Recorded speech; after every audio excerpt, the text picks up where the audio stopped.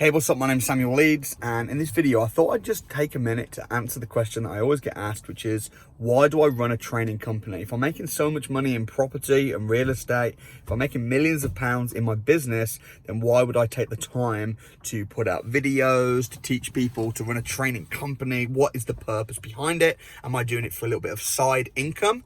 Am I doing it because I just love doing it? Am I doing it because, like, what's the actual truth behind why I do what I do? So I thought I'd just tell you in this video. So I want to be 100% transparent. I want to be 100%, I'm going to tell you the backstory, tell you why I run a training company.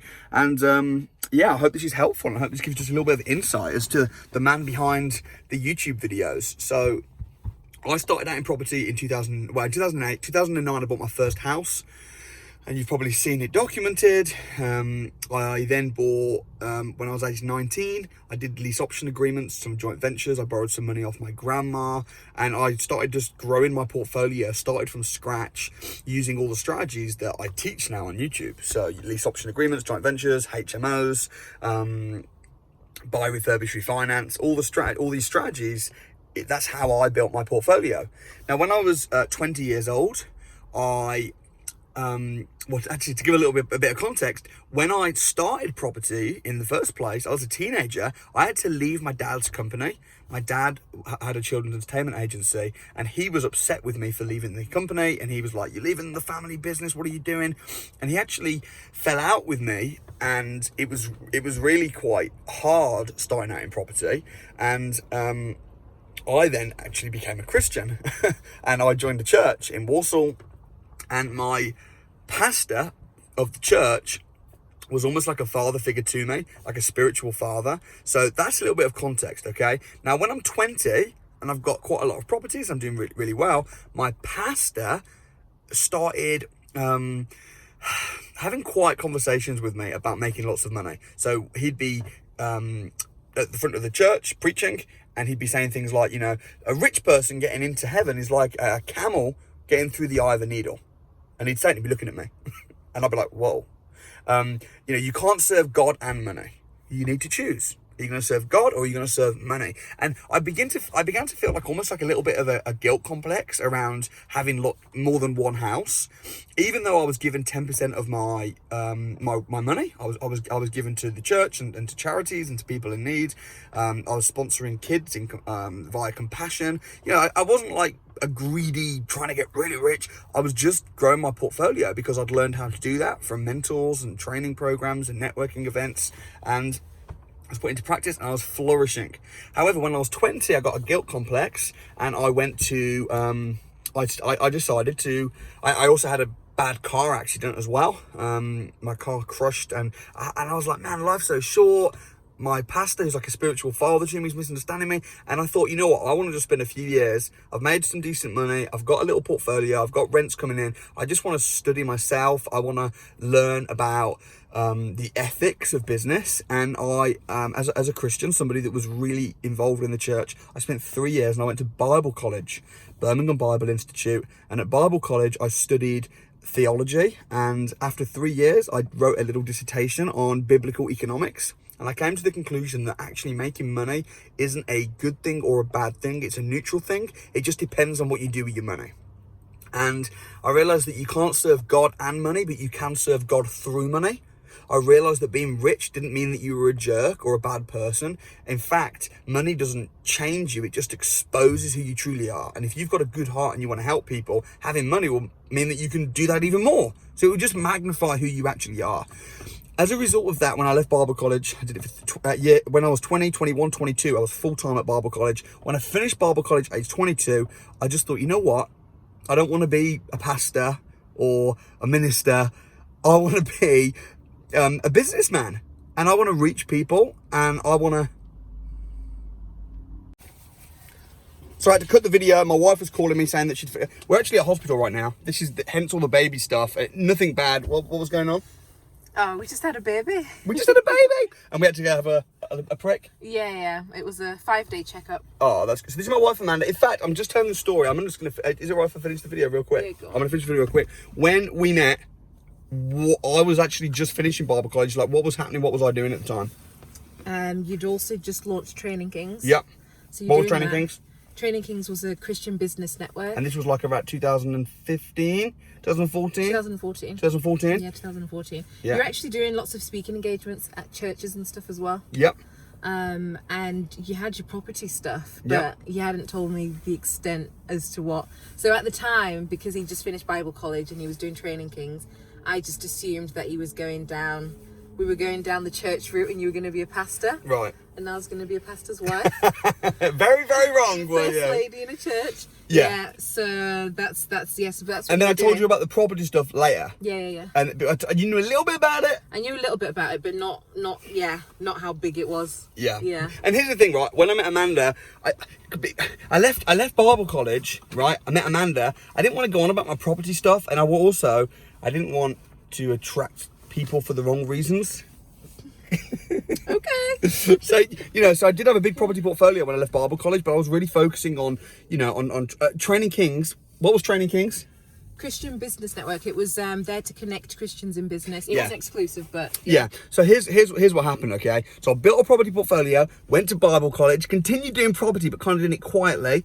Went to Bible college, studied, learned about biblical economics, learned that actually money is not good or bad, it's just a tool. I became released from the guilt of earning money, and I thought, actually, you know what? Money's a certificate of thanks. If I can provide affordable accommodation for people, there's limited houses in the UK. Being a property investor is actually a really good, honourable thing. Making money, being a businessman is an honourable thing. So I decided to go crazy on my property business. I started selling a lot of deals, right? Yeah. Like packaging and selling deals. That's how I became a millionaire. But I had a heart to help people from the church, because I'd seen it myself from the church. I thought I'd been misunderstood. There was this whole idea that you couldn't make money and be a good person. So I set up Training Kings, which is a Christian business network to connect Christian business people, where I'm saying, actually, it's okay to make money. Because I actually want to see entrepreneurs. I want to see people making loads of money that are generous, that don't hold it like this, their wealth and their knowledge and everything like this. They hold everything with open hands and a generous heart. That's what I wanted to see. So I thought, you know what, if I've learned how to make lots of money, most rich people hide away. They speak in riddles, they hide away, they don't tell people how they did it or what they're doing. I thought, I'm going to share, so I was doing it. But Training Kings, by the way, for the record, Training Kings was non-for-profit. Like, I would charge, do you remember how much it was on the door for Training Kings? Was it £10? £10. Literally just to cover their £10. food, I think. Yeah, £10, feed them, give them, I had to pay for a hotel. So Training King started losing me money, okay? So I'm teaching people, I'm sharing with people, I wrote a book called Do the Possible, Watch God Do the Impossible, and I'm trying to help and inspire people from my church and from other churches, and it's costing me money to train and to do this. I lost money. Training Kings was costing me £4,000 a month, and sounds like a lot of money, but I was paying for it out of my property business.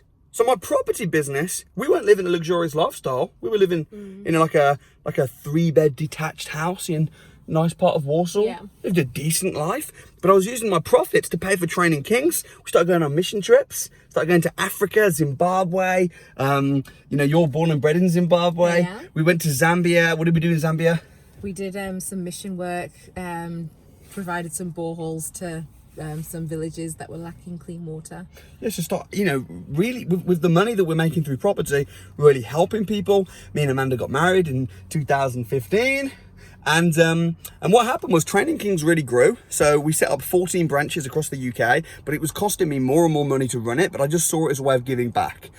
Training Kings, 2014, lost money. 2015, lost money. 2016, lost money. 2017, lost money. End of 2016, that's when I started, what happened was people started saying to me, hey, Samuel, they were coming to Training Kings, but they had no intent, they weren't bothered about the Christian aspect, or they weren't bothered about the whole guilt complex. They were just like, we want to pick Samuel's brain about property. So a lot of people started coming to Training Kings, and they would just ask me, how did you actually make money? And I'd say, well, I made money from lease option agreements, from joint ventures, from property, from HMOs. That's how I made money. And everyone would ask me all these questions about property.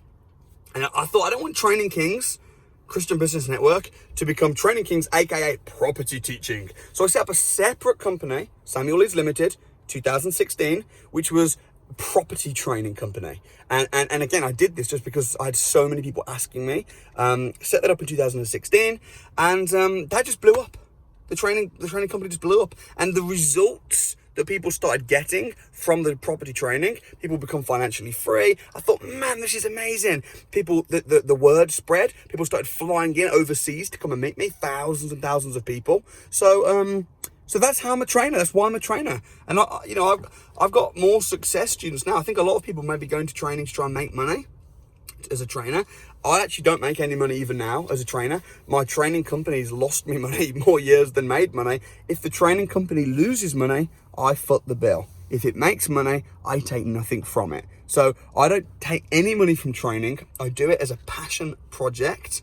And the day I'll stop training is the day I stop getting the same satisfaction from my students succeeding. But at the moment, we've got people every week coming on Winners on a Wednesday, sharing their story. And it's not just that I'm helping people make money, but I'm changing their lives, and also they're then being able to fulfill their missions and a lot of charities and social enterprises that have been set up as a result of good-hearted people becoming financially free as a result of my training. So that's kind of the full story, how the training company started, what it's doing now. At the moment, we've got a lot of training that we run online. I run some of it physically. I put a lot of free stuff out on YouTube. That's the story. Wouldn't be possible without this lady. Because I'll tell you something, when we first got married, I was planning on quitting the training, right? Yeah, you were. We got married and I'm like, right now I want to just, let's just retire and live a quiet life. And what was it like, me being on paternity for 4 months? Oh my goodness. He didn't know what to do with himself. Yeah. You just missed it. You lost that buzz. Well, yeah, because when we had our first child, this is our third, when we had our first child, Ruby, I said, I'm going to take 6 months off. After about 2 months, Mandy was like, you need to go back to work. You need to go buy more houses and, sell more deals. The deal packaging business, that made a lot of money. Still does today. And Amanda was just like, you know what? You need to just be helping people, training people, and busy. Because I was just like, didn't know what to do myself at home. Yeah, you're in your element when you're helping people. You're passionate about it. It's your mission. Yeah, I get the same buzz of someone else getting a deal when I've helped them do it than when I got my first deal. So, that's it. Anyway, folks, that's the story. It's a wrap. Let's go home and enjoy some family time.